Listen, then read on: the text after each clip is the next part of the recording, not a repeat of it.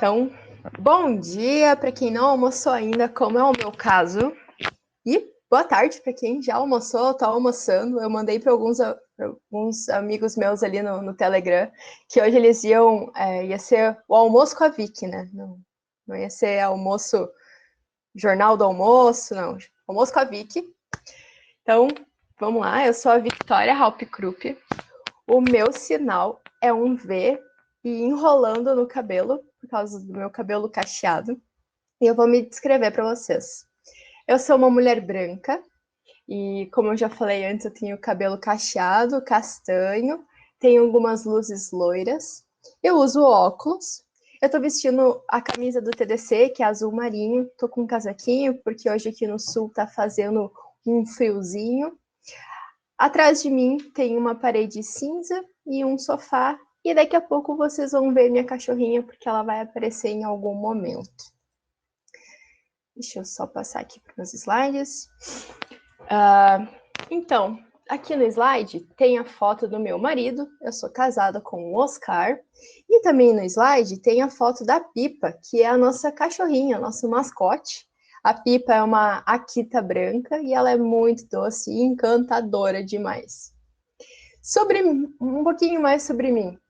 Eu gosto muito de estudar, gosto bastante, até muito.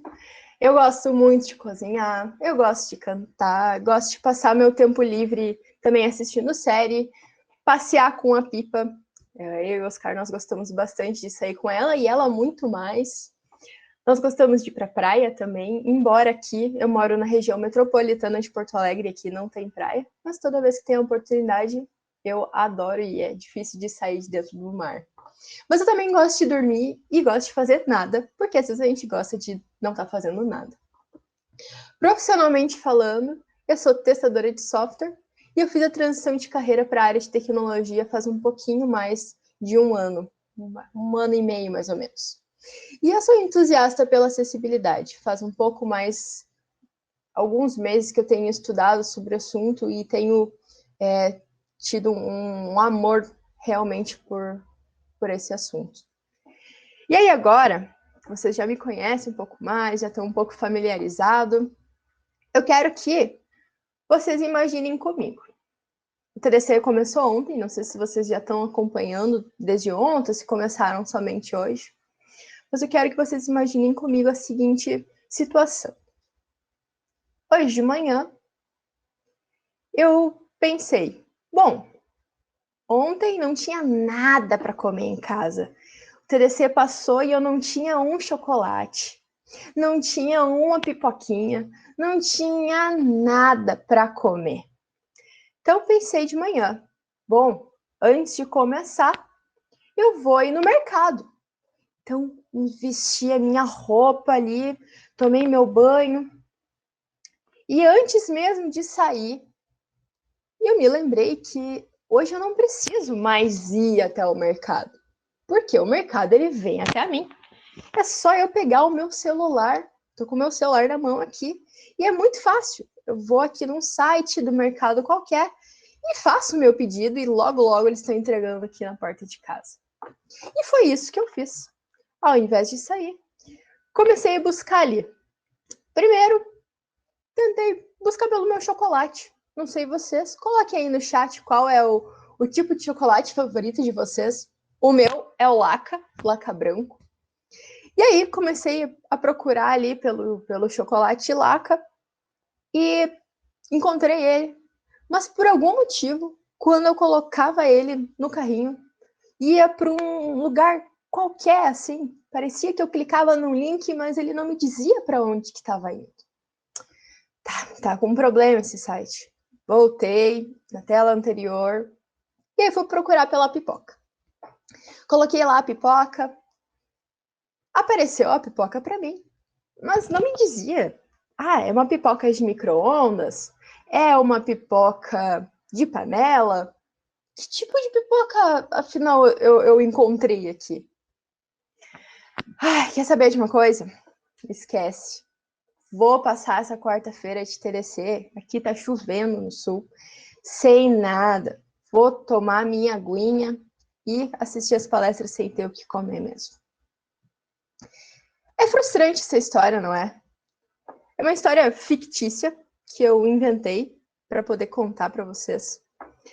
Mas ela é o cenário do que acontece com muita gente. Esse próximo slide aqui, ele é basicamente um joguinho de 7 erros. E eu não sei se vocês conseguem ver que um dos computadores são diversas telinhas, são 100 telas, na verdade, de notebook, e um deles tem algo diferente. Um deles está levemente pintado, todos os outros são cinza. E esse único que ele não está pintadinho, tá pintadinho ali quase que completo, ele simboliza o menos de 1% dos sites que hoje são acessíveis. E toda essa introdução aqui que eu quis trazer para vocês é para que a gente pudesse falar sobre o assunto de hoje, que é em relação ao AME Acessibilidade. Quando eu comecei a buscar pelo assunto acessibilidade, quando eu comecei a estudar acessibilidade, eu me deparei com aqueles dados de que menos de 1% dos sites hoje estão acessíveis, que as pessoas não têm barreiras para utilizar eles. E aí, só fica um spoiler aqui. Se tu ainda não estuda acessibilidade, e aí tu começa a fazer uma leve pesquisa, e aí tu começa a ver os dados, tu começa a ver sobre as leis, tu não consegue parar mais, porque é uma informação mais gritante que a outra, e é realmente decepcionante e tu quer fazer diferença. Enfim, o AME Acessibilidade, ele surgiu de uma conversa entre eu, meu marido e um amigo meu. Nós estávamos falando sobre os nossos projetos e tudo mais. E aí eu comecei a pensar o porquê que eu estudava acessibilidade, por que eu comecei a ter um amor por aquele assunto, por esse assunto. E aí foi que surgiu esse acróstico. Não sei se vocês sabem, o acróstico, ele é formado por um verso. Então, uma palavra, cada letra que inicia essa palavra, tu forma outras palavras que têm significados, outros sentidos. E aí, o AME, para mim, ele tem 3 sentidos. O A, ele significa o amor, o M é mais, e o E é empatia. E aí, essas 3 palavras é o que faz eu querer estudar, eu continuar estudando acessibilidade. É isso que me faz, quando eu desanimo, por que eu continuo ainda estudando acessibilidade? É isso que me faz lembrar o porquê que eu continuo. E eu quero explicar um pouquinho para vocês, para motivar vocês. Se, por acaso, um dia, vocês tiverem a dúvida do por que eu devo continuar, lembrem do AME. Lembre do AME Acessibilidade e que vocês possam levar isso na vida de vocês também. O primeiro deles, então, é amor. E por que eu preciso amar as pessoas, preciso amar a acessibilidade? Primeiramente, não faz por obrigação. E segundo, não faz para ganhar like, porque a acessibilidade não é modinha, é lei. Não faz porque tu vai se promover em cima disso. É um assunto sério. É um assunto que deveria estar sendo falado, deveria estar sendo propagado, assim como a LGPD, que é a Lei de Proteção dos Dados, arrepia as pessoas na rua quando elas pensam, nossa, meu dado, nossa, é sensível. As pessoas deveriam ter esse mesmo medo e receio da acessibilidade. Mas vamos com calma, não é só isso. Quando a gente fala sobre o nosso trabalho, eu trouxe uma relação aqui e uma certa metáfora em relação ao trabalho ligado à acessibilidade. tem uma figura no slide que são 3 homens, são 3 desenhos de homens, e eles carregam o trabalho. O trabalho ele está dentro de uma caixinha. O primeiro homem, ele está carregando assim arduamente o trabalho dentro de uma caixa e ele puxa, porque aquilo é uma obrigação para ele. Estão pagando para ele estudar acessibilidade e aquilo é penoso. Ele não tem prazer naquilo. Não faz, porque vai doer. Não vai fazer por amor. Não vai fazer por empatia. Não vai fazer porque tu olha pelo próximo e tu quer melhorar a vida do outro. Segundo homem aqui na ilustração, ele está carregando um pouquinho melhor e aí simboliza a vocação. A caixinha do trabalho agora já não está mais ali naquele cabo que ele estava puxando, mas está em cima de como se fosse uma prancha de skate e ele está carregando aquela caixa do trabalho. Está um pouco mais leve. Não sei se vocês já fizeram em algum momento da vida de vocês o teste vocacional. Tu responde várias perguntas e aí o teste te fala, tu tem aptidão para 2, 3, 4, 5 profissões e aí tu escolhe uma delas e vai trabalhar com aquilo. Tu vai te adequando àquela profissão, até que algum dia tu vai gostar daquilo. Não é como a da obrigação. Talvez tu tenha um chamado para aquilo, mas tu vai se adequando. Mas nada, gente, nada se compara à paixão. É tu acordar de manhã e pensar, eu vou estudar, eu quero propagar isso, eu quero falar para todo mundo sobre acessibilidade, eu quero levar isso adiante. Para qualquer um que tu vê na rua, tu fala, olha, esses são os dados, esses são os fatos, gente, vamos fazer diferença. Isso é a paixão. E aí, no desenho aqui que está simbolizando a paixão, esse homem agora, ele está em cima de um patinete, e aí o trabalho está junto no patinete, e ele está voando, porque é realmente isso, impulsiona, é mais leve, é fácil de ir adiante. Mas não só isso, o acróstico ele tem um mais, porque quando nós pensamos em acessibilidade, quando nós falamos de acessibilidade, quando nós temos esse amor pela acessibilidade, nós tornamos, então, a web mais acessível e mais pessoas elas podem participar da web. E aí eu trouxe um dado aqui para vocês, falando sobre as pessoas que podem participar quando nós melhoramos a web.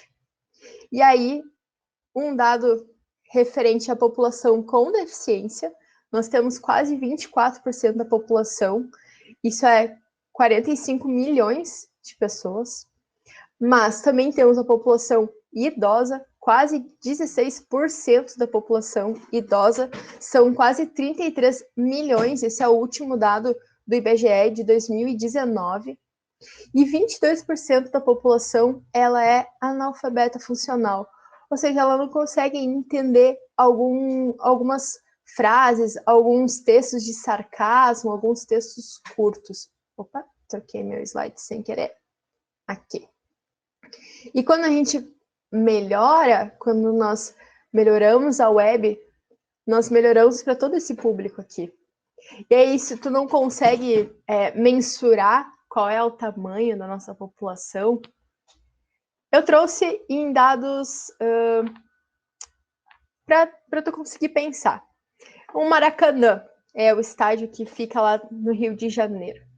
Quantas pessoas caberiam pegando esses 3 dados que eu trouxe para vocês? População com deficiência, população idosa e analfabetos funcionais. Precisaríamos encher 1.243 vezes o Maracanã. São muitas vezes, muitas vezes. Mas, como boa gremista que eu sou, sabe quantas vezes encheria a arena do Grêmio? 1.615 vezes. Quase 2.000 vezes. É muita gente. Se alguma vez, ou se tu ainda não tinha ideia da imensidão que era isso, espero que a partir desse momento tu tu comece a pensar com outros olhos. Mas, como eu falei para vocês, nós temos também a empatia, que para mim é um dos mais difíceis até aqui, que é como que eu posso sentir a dor do outro. E aí um fato que aconteceu, inclusive dentro do TDC, ontem numa palestra que estava ocorrendo no palco, tinha uma menina surda falando sobre UX, desculpa, e aí alguém no chat colocou assim, que todas as pessoas oralizadas, todos surdos oralizados, eles deveriam aprender português, porque assim eles teriam mais oportunidades no mercado de trabalho.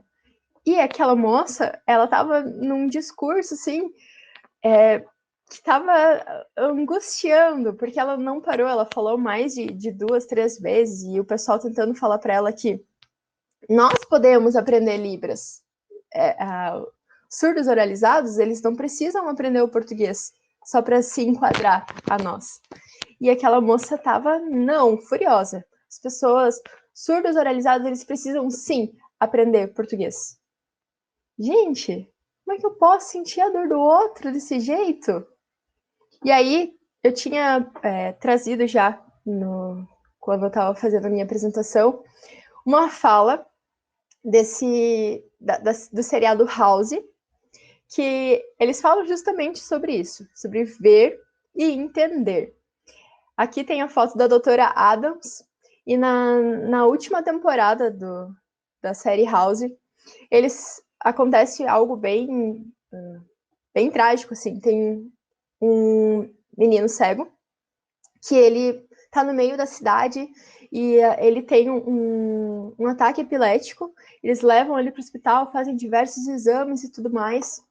E aí eu vou falar a seguinte frase que a doutora Adams falou para um outro médico. A gente vê pessoas com deficiência o tempo todo, mas ver e entender nem sempre são a mesma coisa. Deveríamos ter percebido a degeneração nos olhos dele. A gente ignorou por presumir que nem faziam parte da equação.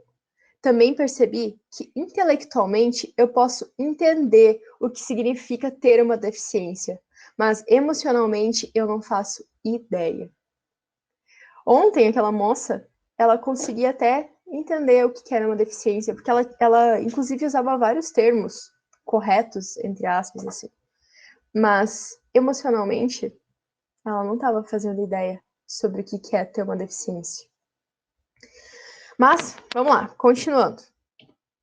Ainda sobre a empatia, eu trouxe duas sugestões para vocês saírem daqui e olhar depois, que é um vídeo como o surdo pensa. É um vídeo muito legal que a Rebecca Nemer faz com o Cláudio, eu esqueci o sobrenome dele agora, e ela faz em Libras, falando com ele, de como o surdo pensa. Hoje, nós, oralizados, nós, quando pensamos em algo, nós falamos, né? Como o surdo, quando ele pensa alguma coisa, como é que é a forma de pensamento dele? É muito legal esse vídeo.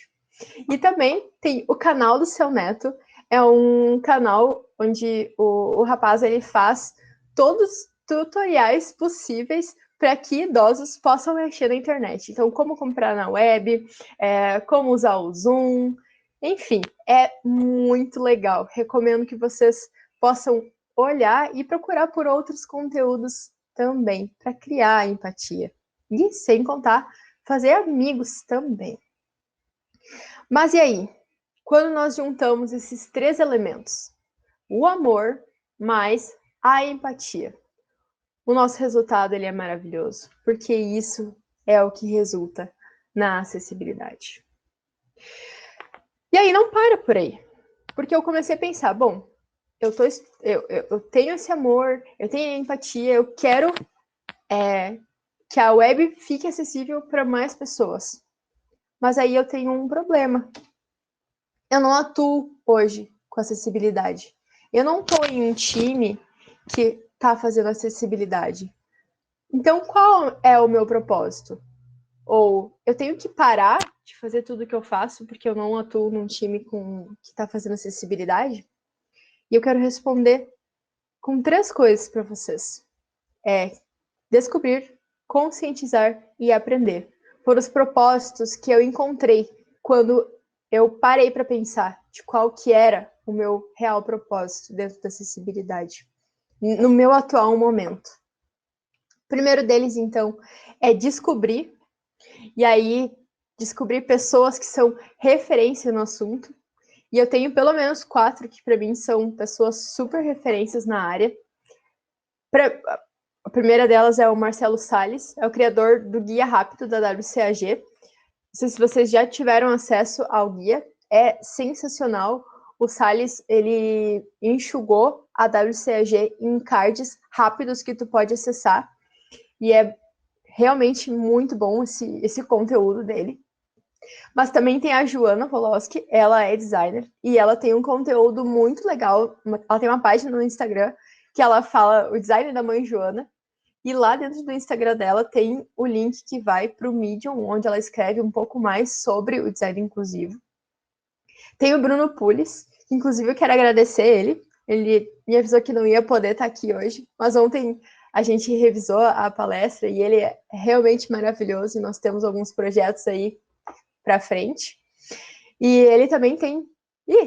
o Bruno é um super criador de conteúdo, tem canal no YouTube, tem grupo de Telegram, tem blog, e ele também é o criador do Ansem A11Y. A Isabel Mendes, minha querida amiga, ela também faz diversos conteúdo e recentemente ela traduziu o curso de Cypress com Axie. Então, descubra pessoas, descubra lugares onde você possa buscar conteúdo de qualidade referente à acessibilidade. Mas, não só isso, conscientizar, levar informação. E aí, levar informação daquilo que tu está aprendendo com aquelas pessoas que são referência. Levar informação sobre qual é o nosso público. Você lembra aquele dado que eu falei antes, há alguns slides atrás? Tantas pessoas que nós podemos alcançar, ou a gente está deixando de alcançar.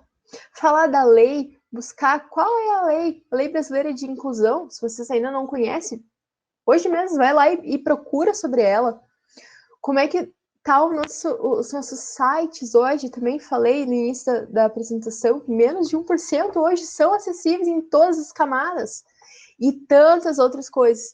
Quando tu começar a pesquisar e aprender mais sobre acessibilidade, tu vai querer conscientizar todo mundo. Tu vai estar brincando com o teu cachorro e tu vai estar falando de acessibilidade. Tu vai estar falando para todo mundo. E hoje esse tem sido o meu papel. Embora eu não trabalhe numa squad de acessibilidade, eu tenho conscientizado o número máximo de pessoas que eu possa, para que essas pessoas, nos seus times, nos seus trabalhos, outros lugares, possam estar falando sobre acessibilidade. Só vou tomar um golinho de água, a garganta está secando. E, por último, então, aprender. E aqui, aprender sozinho e em conjunto. Aprender nas redes sociais, aprender em eventos, em cursos, minicursos, repositórios, palestras, como essa aqui que nós estamos hoje. E grupos de estudos. Grupo de estudos eu deixei em caixa alta, negrito, para dar muita ênfase, porque é algo que eu quero falar um pouquinho mais aqui para vocês. Eita, meu slide deu aqui uma leve distorcida, mas eu quero falar para vocês dos 100 dias da WCAG. 100 dias da WCAG foi um programa que eu desenvolvi dentro da empresa que eu trabalho hoje. Eu esqueci de mencionar antes, eu trabalho dentro da CWI. E depois de uma palestra que a Isabel Mendes estava dando sobre algumas ferramentas para testar acessibilidade, eu comecei a pensar, bom, essas ferramentas, elas reportam algumas inconsistências que o site tem, mas ela está baseada em algum lugar. E como é que eu vou reportar algo que eu não sei no que está se baseando? E aí eu chamei ela, Isa, olha só, tive uma ideia, vamos fazer um grupo de estudos para estudar a WCAG e tudo mais. E aí foi da onde surgiu 100 dias de WCAG. Esse grupo, por enquanto, ele é privado, então dentro só da empresa, mas no finalzinho eu vou contar um pouquinho mais, porque essa semana ele virou público e eu vou contar um pouquinho mais depois. Mas o objetivo, então, dos 100 dias de WCAG é estudar as diretrizes e mais pessoas possam ter conhecimento da WCAG e que possam fazer essas aplicações o mais acessível possível. Como hoje nós temos feito? A gente tem um grupo de 18 pessoas e eles estão divididos em grupos menores de 3 pessoas. Na quarta-feira, inclusive, hoje tem grupo, não sei se o pessoal está aqui do grupo, mas hoje tem grupo, 5 horas. Nós nos reunimos nesse grande grupo e os grupos menores apresentam o card que eles pegaram na semana. Como o material que tem no slide aqui também, a gente usa como o guia da WCAG, e aí cada um usa um guia, uma diretriz na semana.